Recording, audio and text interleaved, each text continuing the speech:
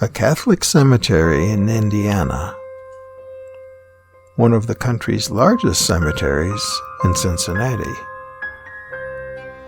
and two old cemeteries in southern Michigan.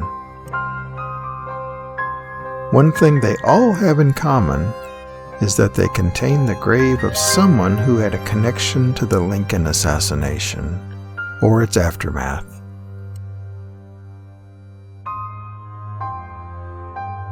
We'll begin at St. Mary's Cemetery in Anderson, Indiana, with the grave of probably the most controversial witness to testify at the trial of the Lincoln Conspirators, a man named Weichmann. Weichmann was one of those who stayed at Mary Surratt's boarding house in Washington, D.C. in the months leading up to the murder of Abraham Lincoln.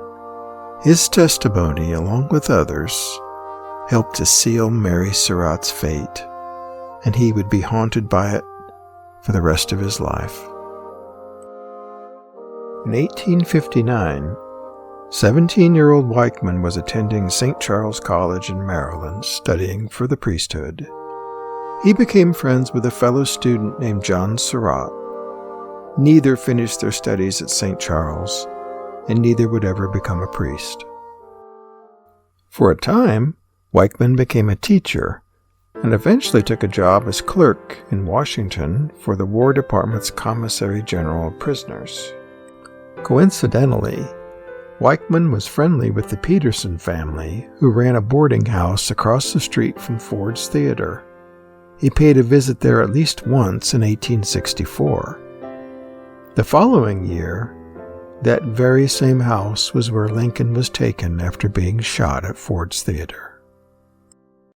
Meanwhile, Weichmann had stayed in touch with John Surratt. In the latter part of 1864, Surratt's mother leased the family tavern to a man named John Lloyd and opened a boarding house in Washington. Weichmann became a boarder there, sharing a room with John, who by this time had become a courier for the Confederate government and was frequently gone on various missions.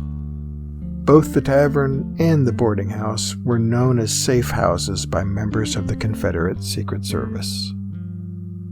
Weichmann was with John in Washington in December 1864 when a man called out to Surratt from across the street. The man was Dr. Samuel Mudd, and he had the celebrated actor John Wilkes Booth with him. Booth was forming a plot to kidnap Lincoln and take him to the Confederate government, and he wanted to recruit Surratt, knowing that he was in the Confederate underground. Weichmann later said that Booth, Surratt, and Mudd talked privately, excluding Weichmann from some of the conversation, and he claimed to not know of the plot. Over the next several months, a number of strangers would visit John Surratt at the boarding house, a few of whom would eventually be charged with conspiracy to murder the president, such as Lewis Powell, whom Weichmann said he barely knew, and George Surratt, whom Weichmann became friends with.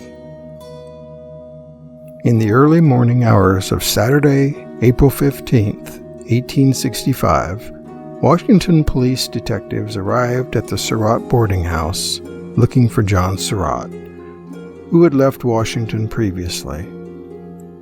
Soon after, Weichmann and another male boarder were taken to Quebec in a failed attempt to track Surratt down. After they returned to Washington, both were taken to the old Capitol prison and kept there. From here on, Weichmann's story becomes especially murky and filled with controversy. Was Weichmann telling the entire truth on the stand? Or was he forced by the government to commit perjury under threat of being prosecuted as one of the conspirators and possibly hanged? Was Weichmann loyal to the Union as he claimed? Or did he offer to spy for Richmond as one accuser said? Did he volunteer to be part of the kidnapping plot, as John Surratt claimed? Or was Surratt simply trying to get back at Weichmann for testifying against his mother? The federal government, and the North in general, were certainly in a vengeful mood after the Lincoln assassination. As a result of the testimony of Weichmann, John Lloyd, and others, Mary Surratt was found guilty and hanged with 3 others in July 1865. As a result, there was a backlash against Weichmann, and he was attacked repeatedly in print and was harassed in person reportedly. When John Surratt was discovered to be acting as a papal guard in Rome, he was eventually arrested and returned to the U.S. When he went on trial as a conspirator in 1867, Weichmann was once again called to testify, reopening the old wounds, made worse by the fact that Weichmann had to face Mary Surratt's son in court. Weichmann and his testimony were also in effect on trial, as his credibility and reliability were attacked, but in the end, he stood his ground. Surratt was eventually acquitted. Weichmann began a correspondence with Judge Joseph Holt, who had been chief prosecutor at the 1865 Conspirators Trial. Holt was eventually able to get Weichmann his job back at the Philadelphia Customs House, where he had worked after the assassination but then was let go. The correspondence between Weichmann and Holt would last until Holt's death in 1894, taking on almost a father and son quality to it. The 1870s and 1880s for Weichmann saw both a failed marriage and the loss of his government job. His brother was serving as a priest in Anderson, Indiana, and other members of his family had settled there, as Weichmann himself did in 1886. He eventually opened a business school and taught shorthand, bookkeeping, and, quote, languages, unquote. The controversy and attacks on Weichmann and his testimony never totally went away, though. Some things to consider about Weichmann. Although Weichmann was not the only man to testify against Mrs. Surratt, he was certainly one of the primary witnesses. After the executions, an acquaintance of Weichmann's named John Brophy publicly denounced Weichmann in the newspapers, saying, among other things, that Weichmann had admitted lying on the stand about Mrs. Surratt. Weichmann issued a public rebuttal against Brophy, saying, among other things, that Mrs. Surratt's lawyers knew of Brophy but did not call him to testify on Mrs. Surratt's behalf, which Weichmann implied spoke volumes about Brophy's reliability as a witness. At the trial of John Surratt Jr. in 1867, testimony was given that Weichmann had been threatened with hanging unless he testified to more than what he had given prosecutors so far. This may imply Weichmann was forced to commit perjury, or it may just mean that he had to admit things about Mrs. Surratt that he did not want to admit, things that might incriminate her. This may also apply to testimony given by another man named Lewis Carland at the 1867 trial. Carland reported a conversation with Weichmann just before Mrs. Surratt was executed, in which Weichmann expressed great remorse about his testimony against Mrs. Surratt, but would not swear an oath repudiating his trial testimony for fear of perjury charges.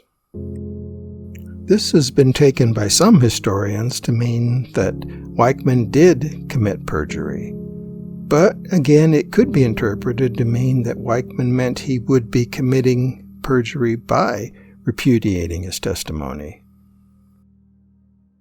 For his part, Weichmann said he did not remember any such conversation, but if this theory is correct, it might help more pieces of the puzzle to fit together. If Weichmann had knowingly committed perjury on the stand, it seems surprising that he did not shrink from public view afterward. But on the contrary, Weichmann publicly defended his actions, his loyalty, and his testimony on numerous occasions over the years. On Weichmann's deathbed in June 1902, he handed a written note to a local businessman and former Union Army vet that read that he wanted the country to know that he had told the truth and nothing but the truth at the, quote, great trial, unquote. The truth about Weichmann and his testimony was, and is, debatable. But in the end, the final truth lies here, buried with Weichmann.